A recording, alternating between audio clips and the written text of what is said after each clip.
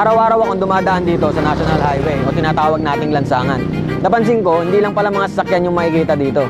At ang mga ito ay tinawag ko na hari ng lansangan. Samahan niyo ako na pasukin ang mundo nila.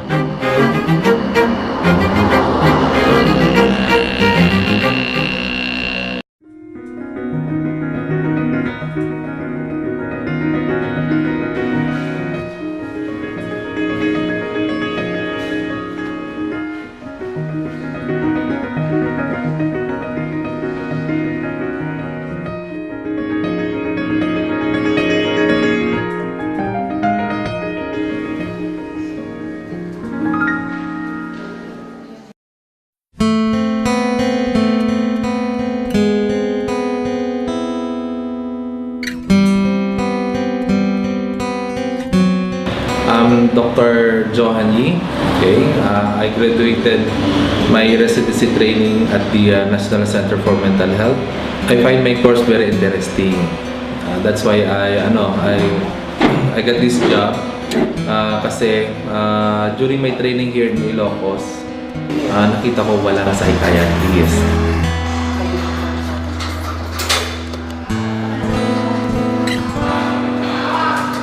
Starting with that, kaya nag-train ako sa mental hospital para makatulong ako sa province ng Ilocos kasi nakikita ko ang daming kailangan ng psychiatrist pala ng mga pasyente sa mga tulad ko. Sa nakikita natin, akala natin wala tayong makikitang pasyente ng mga nagkakaroon ng mental illness. So nakikita natin sa mga kalye.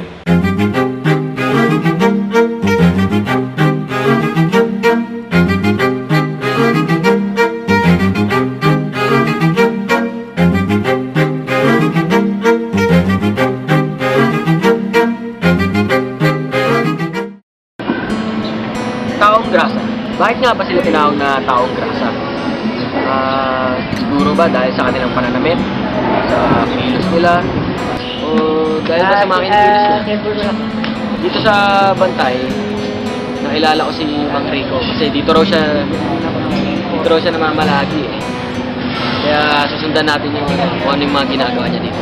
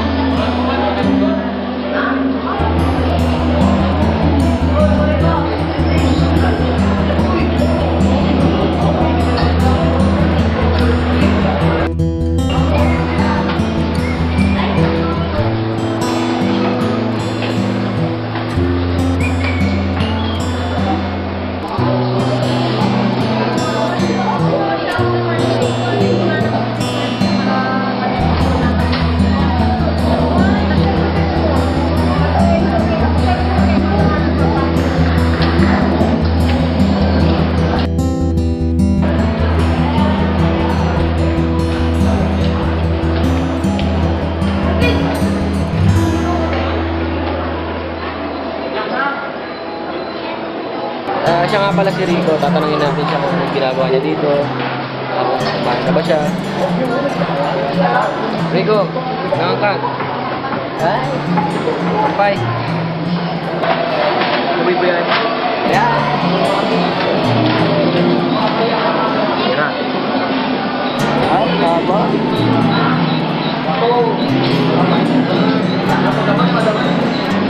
Ay, gawin! Ba? Kamangan na! Anong pag-uwi dam? Sa may bini? Hindi, may armalito. Ito di armalito?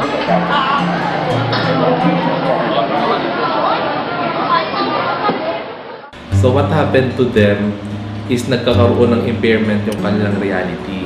So if they have impaired reality, nawawala sila sa landas. Pag nawala sila sa landas, yung nagkakaroon ng impairment yung kanilang cognition, behavior, emotion, and psychological. Nagkakaroon ng psychological distress.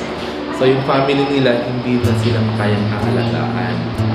So kung nangyaring gano'n, napapabayaan sila, nakikita natin sila kalakad-lakad sa kalye, kumakain kahit saan, nagdudumos, minsan nananakit sila doon sa mga tao na dadaanan nila.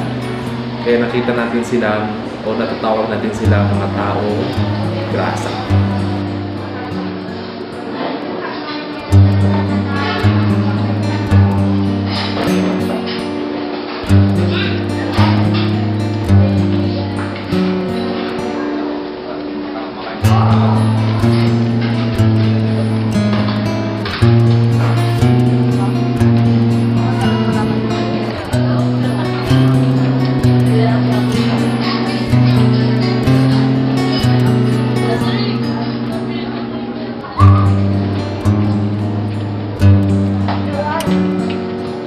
Yung mga taong grasa,